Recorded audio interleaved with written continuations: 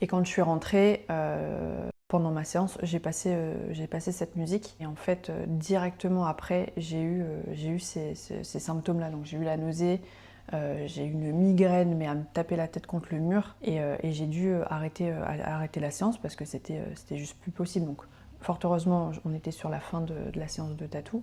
Mais c'est là où, en fait, j'ai compris que la musique peut être aussi un conducteur d'énergie qui fait que quand... En fait, je l'image un peu comme ça, c'est l'éveil, c'est on fait grossir notre câble électrique. C'est comme si nous, on était un câble prédestiné à faire passer du 10 volts et à un moment donné, on te plug on te branche sur du 120. À un moment donné, ça frise en fait.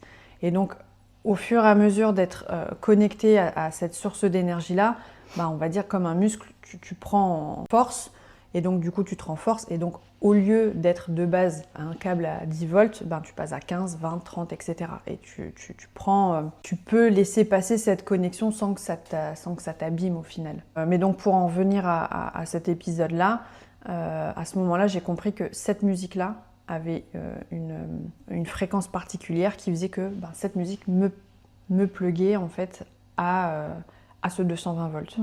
Donc ça a été l'élément qui a fait exploser mon compteur et qui, à la fin, j'avais vraiment besoin de me mettre en retrait pour pouvoir récupérer de ça, quoi.